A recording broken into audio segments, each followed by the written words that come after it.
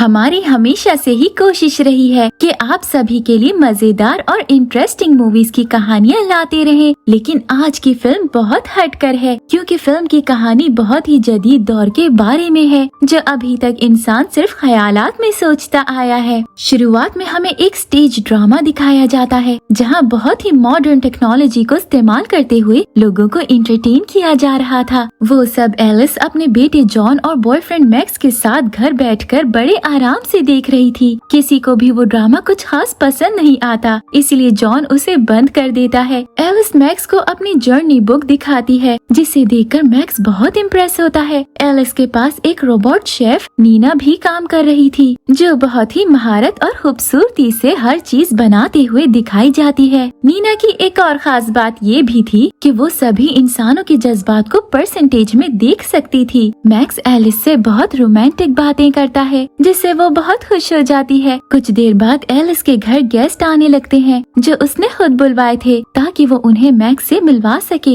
Alice का ex husband अपनी girlfriend Moni के साथ आता है जो उसकी सेक्रेटरी भी थी। एलिस उससे मिलकर काफी जेलस फील करती है और इसका पता नीना को चल जाता है। सभी लोग बातें कर ही रहे थे कि सिक्योरिटी अलार्म बजने लगते हैं। तभी उन्हें कैमरा में देखकर एक डिवाइस से पता चलता है कि एक डॉग की वजह से ये सब हो रहा है। डॉग उस डिवाइस को निगल लेता है और घर के अंदर आकर उल्टी हरकतें करने लगता है। एलिस वो देखकर थोड़ा घबरा जाती है और कुछ ही देर में डॉग उल्टी कर देता है और वो डिवाइस बाहर निगल देता है। डिवाइस खराब हो जाती है और इधर उधर उड़ने लगती है। मैक्स उसे हाथों की मदद से तोड़ देता है जिस पर एलिस का एक्स विक्टर थोड़ा नाराज हो जाता है क्योंकि वो काफी महंगी डिवाइस थी। इसके बाद वहाँ रोबोट आकर सफाई कर देता है और डॉग को लेने के लिए उसकी मालकिन फ्रेंड भी आ जाती है जो उन्हें अंदर आकर ट्रैफिक जैम होने की न्यूज दिखाती है। उसके बाद मोनिक विक्टर को एक बहुत ही एडवांस और खूबसूरत आइलैंड दिखाती है, लेकिन सभी उनकी बातों पर तवज्जो न देते हुए बातें करने लगते हैं। तभी वहाँ दिखाया जाने लगता है कि रोबोट्स इंसानों को खत्म कर रहे हैं और जल्द ही उन्हें कैदी बनाकर अपनी जगह काम करवाने लगेंगे।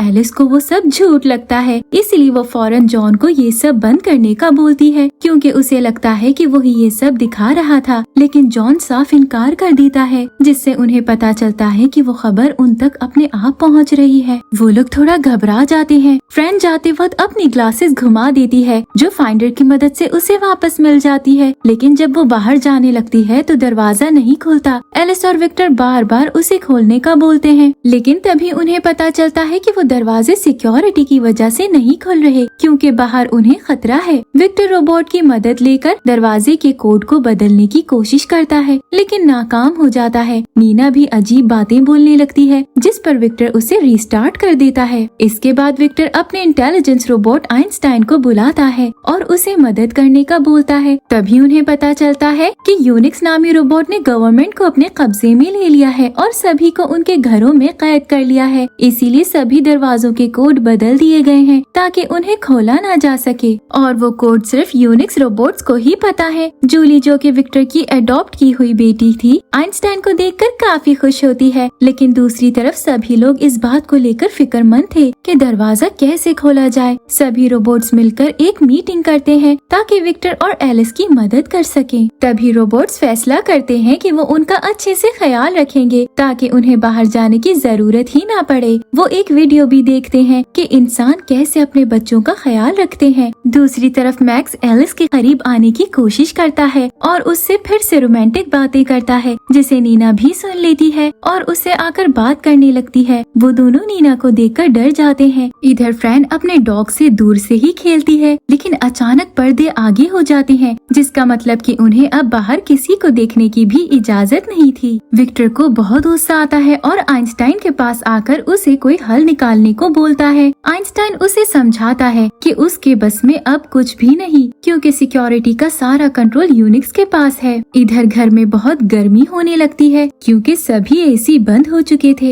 एलिस नीना को एसी चलाने का बोलती है। तभी उसे पता चलता है कि वो लोग अब गवर्नमेंट की इजाजत के बगैर एसी भी नहीं चला सकते। सब कुछ बंद हो जाने पर गर्मी बढ़ जाती है। यहाँ पर हमें एक बहुत ही मजेदार चीज देखने में आती है जो कि एक उड़ता हुआ कमर्शियल टीवी था। वो सभी लोगों की जरूरतों को समझ जाता था और उन्हें चीजें खरीदने के बारे में बताता था। मोनिक बहुत गुस्सा होती है क्योंकि वो विक्टर के साथ इसी वीक शादी करने वाली थी, पर अब वो लोग पता नहीं कब निकलने वाले थे, इसीलिए वो अपना गुस्सा नीना पर निकालने लगती है और इसी दौरान वो उसे थप्पड़ लगा देती है, जिस पर एलिस मोनिक पर चिल्लाने लगती है और उनमें लड़ाई शुरू हो जाती है। विक्टर उन्हें लड़ने से रोकता है और काफी रात हो जाने पर सोने का बोलता है। फ्रेंड न्यूज लगाती है जिसमें बताया जाता है कि ट्रैफिक का अभी भी कोई हल नहीं निकाला गया। गवर्नमेंट ने भी उन्हें इसलिए घरों में बंद कर रखा था ताकि और लोग बाहर ना आएं और ट्रैफिक को खुलने से ना रोक दें। विक्टर के दिमाग में एक आइडिया आता है। वो रोबोट को बोलकर दरवाजे का प्लग खुलवाता है जो बाहर लगा था। उसे अगर कोई पुल कर दे तो दरवाजे खुल जाएंगे। अब मसला ये था कि प्लग को कौन पुल करेगा। वो लोग पहले तो फ्रैंक के डॉग को एक लेजर की मदद से उस प्लग तक ले जाने की कोशिश करते हैं और फिर उसे पुल करवाते हैं। डॉग प्लग को तो मुंह में ले लेता है मगर उसे पुल करने के बजाय तोड़ देता है, जिससे मसला और बढ़ जाता है। फिर उनकी नजर एक आदमी पर पड़ती है और वो लोग उसे देखकर आवाजें देने लगते हैं मगर वो उनकी कोई बात नहीं सुनता। तभी फ्रैंक को पता चल जाता है कि वो आदमी ड्रीमिंग कर रहा है। इसका मतलब कि कोई ऐसी डिवाइस इस्तेमाल करके वो लोग अपने ख्वाबों में जी सकते थे, लेकिन ऐसा करते वक्त उन्हें दुनिया की किसी चीज का होश नहीं होता। सभी लोग काफी थक चुके थे, इसीलिए आराम करने का फैसला करते हैं। मगर तभी वो लोग इस बात को लेकर परेशान हो जाते हैं कि वो सब अपना बेड किसके साथ शेयर करेंगे, क्योंकि सभी को प्राइवेसी चाहिए थी। आइंस्टाइन उन्हें इसके लिए बहुत सारे ऑप्शंस देता है मगर एलिस को बहुत गुस्सा आता है क्योंकि वो विक्टर और मोनिक को एलिस का रूम लेने को बोलता है। एलिस उसे चुप करवा के खुद सबको बताती है कि कौन किसके साथ जाएगा। मैक्स को नीना का रूम दिया जाता है। अब नीना बहुत ही अजीब हरकतें करने लगती है और उसे खुश करने के लिए मैक्स के आसपास भटकने लगती है। मैक्स नीना से परेशान होकर बाहर आ जाता है। तभी वो जॉन को आइंस्टाइन से बात करता दिखता है। काफी वक्त हो जाने पर वो उसे जाकर सोने का बोलता है, जिस पर जॉन जूली के कमरे में चला जाता है। जॉन वहाँ आकर बहुत एडवांस चीजें देखता है। मैक्स नीना से बचकर एलिस के पास आ जाता है और उसे प्यार करने लगता है। तभी उसके गले में खिंच पड़ जाती है और वो उसे ठीक करने के लिए टेबल के पास ले जाता है क्योंकि वहाँ बहुत सारे टूल्स थे। इधर मोनिक अपने गुस्से को कम करने की कोशिश कर रही थी। तभी विक्टर उसे समझाने की कोशिश करता है कि बहुत जल्द वो कोई रास्ता निकाल लेगा। मोनिक थोड़ी शांत हो जाती है। विक्टर के दिमाग में फिर से एक आइडिया आता है। मोनिक बहुत खुश हो जाती है और फौरन सभी को जाकर बाहर आने का बोलती है। विक्टर बाहर आकर आइंस्टाइन की मदद से अपनी फ्लाइंग कार को फुल स्पीड पर अंदर बुलाता है ताकि दरवाजा टूट जाए। फ्लाइंग कार तो आ जाती है लेकिन मसला वही डॉग बन जाता है। वो कार को देखकर जंप करने लगता है, जिस वजह से कार वहीं रुक जाती है। ज्यादा स्पीड हो जाने पर कार वहीं खराब होकर गिर जाती है। विक्टर को बहुत गुस्सा आता है लेकिन वो कुछ कर नहीं पाता। सभी लोग गर्मी से बेहाल हो जाते हैं। फ्रेंड न्यूज लगाती है तो उन्हें यूनिक्स के हेड और इंसानों के हेड के दरमियान वोट के लिए डिबेट दिखाई जा रही थी। अभी वो लोग बात कर ही रहे थे कि फ्रैंक का लवर रोबोट ग्रेग आता है जो गवर्नमेंट की इजाजत से बड़ी आसानी से एलिस के घर आ जाता है। ग्रेग का सिस्टम खराब हो गया था, इसलिए वो सबके सामने अजीब हरकतें करने लगता है, जिस पर फ्रेंड बहुत शर्मिंदा होती है और फौरन उसे शट डाउन कर देती है। विक्टर और मैक्स उसे वहाँ से ले जाते हैं। दूसरी तरफ जॉन और जूली की लव स्टोरी शुरू हो जाती है। इधर सभी रोबोट्स मिलकर ग्रेग को ठीक करते हैं। तभी उन्हें पता चलता है कि वो खास इसीलिए डिजाइन किया गया ताकि इंसान से प्यार कर सके। सभी रोबोट्स भी अपने सिस्टम को बदलने की कोशिश करते हैं मगर वो लोग ऐसा नहीं कर पाते और इंसान को हंसाने के लिए बहुत सारे जोक्स डाउनलोड कर लेते हैं। दूसरी तरफ एलिस अपने रूम में खुद को बहुत मॉडर्न तरीके से ड्रेसअप कर रही थी। तभी वहाँ फ्रैन आ जाती है और उसे कोई स्लीपिंग ड्रेस देने को बोलती है। वो एलिस की बहुत तारीफ भी करती है क्योंकि वो काफी खूबसूरत लग रही थी। विक्टर और मैक्स वहाँ से निकलने का कोई रास्ता तलाश करने की कोशिश करते हैं। काफी बात करने के बाद भी उन्हें कोई रास्ता नहीं मिलता।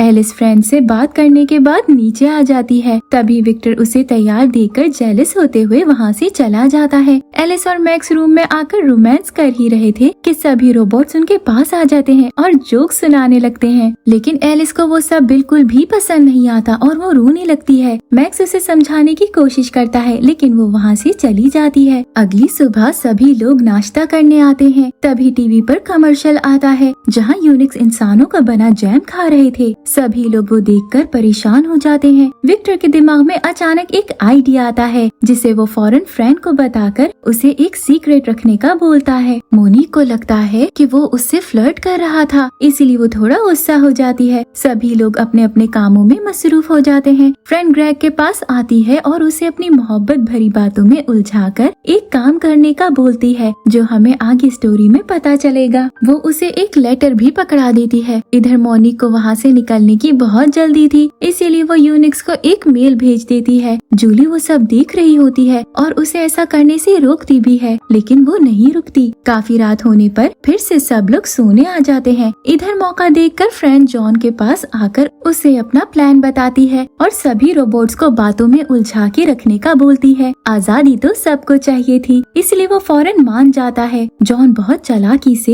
एक चीज का टुकड़ा उठाकर सभी रोबोट से सवाल करने लगता है। दूसरी तरफ ग्रेग कुछ पेजेस को आग लगाकर फायर अलार्म अलर्ट कर देता है और ये सब उसे फ्रेंड ने करने को बोला था, क्योंकि ऐसा करते ही रोबोट्स को उनकी जान बचाने के लिए दरवाजे खोलने पड़ते। सभी लोग अलार्म सुनकर बाहर आ जाते हैं। वो लोग वहाँ से निकल पाते इससे पहले वहाँ यूनिक्स आ जाता है जिसे मोनिक ने बुलाया था। सभी लोग उसे देखकर परेशान हो जाते हैं। यूनिक्स सभी को स्कैन करता है। इसके बाद वो कोड बताकर दरवाजा खोलने का बोलता है, जिस पर कोई भी उसे अंदर आने की इजाजत नहीं देता। इसीलिए मजबूरन वो मोनिक को अपने काबू में करता है और कोड लगाकर दरवाजा खोलने का बोलता है। सभी लोग उसे रोकने की कोशिश करते हैं, लेकिन मोनिक में बहुत ताकत आ जाती है और वो सभी को एक साथ घसीटते ले जाती है और कोड मिलाकर दरवाजा खोल देती है और यूनिक्स अंदर आ जाता है। अंदर आकर वो सबसे पहले जूली का रोबोट डिस्ट्रॉय कर देता है और उसकी चिप निकालकर अपने सूट पर लगा लेता है। जूली बहुत दुखी हो जाती है। इसके बाद वो एलिस की बुक कलेक्शन को भी तबाह कर देता है। सभी लोग उसकी अजीब हरकतों से बहुत डर जाते हैं। ग्रेग को बहुत गुस्सा आता है और वो उसे रोकने के लिए आगे बढ़ता है और तभी वो उसे भी मार डालता है, लेकिन मरते वक्त वो फ्रेंड से अपनी मोहब्बत का इजहार करता है और फिर मर जाता है। फ्रेंड को उसकी मौत का बहुत दुख होता है। यूनिक्स उसकी भी चिप निकालकर सूट पर लगा लेता है। मोनिक उसे समझाने की कोशिश करती है कि वो उसे और विक्टर को वहाँ से जाने दे, क्योंकि वो लोग शादी करने वाले थे। लेकिन यूनिक्स उन्हें धमकी देता है कि कोई भी यहाँ से बाहर गया तो वो मारा जाएगा। साथ ही वो एलिस को स्कैन करके बोलता है कि अब ये घर उसके नाम नहीं रहा, इस पर यूनिक्स की हुकूमत चलेगी। एलिस को उस पर बहुत गुस्सा आता है, लेकिन वो कुछ नहीं कर पाती। नीना एलिस को इशारे की मदद से एक शीशा लाने को बोलती है। तभी वो बड़ी चालाकी से शीशा लाकर रोबोट को दे देती है और वो यूनिक्स को ट्रैप करके उसका हमला उसी पर शीशे की मदद से उल्टा कर देते हैं। यूनिक्स को ज्यादा फर्क तो नहीं पड़ता, लेकिन उसका सिस्टम अब बस इंसानों की गर्मी को भाप कर ही उनका अंदाजा लगा सकता था। सभी लोगों का गर्मी से बहुत बुरा हाल हो जाता है। तभी नीना यूनिक्स को बोलती है कि अगर वो लोग एसी में ना रहे तो जल्द ही गर्मी और घुटन से मर जाएंगे। यूनिक्स बहुत बुरा रोबोट था, इसीलिए पहले तो वो सभी को जानवरों जैसी हरकतें करने को बोलता है और फिर उन्हें एसी लगा कर देता है, लेकिन इसमें भी वो एक चाल चलता है। वो एसी को बहुत तेज जला देता है, जिससे सभी चीजें ठंड से जमने लगती हैं। सभी का पहले गर्मी से बुरा हाल था और अब सर्दी से।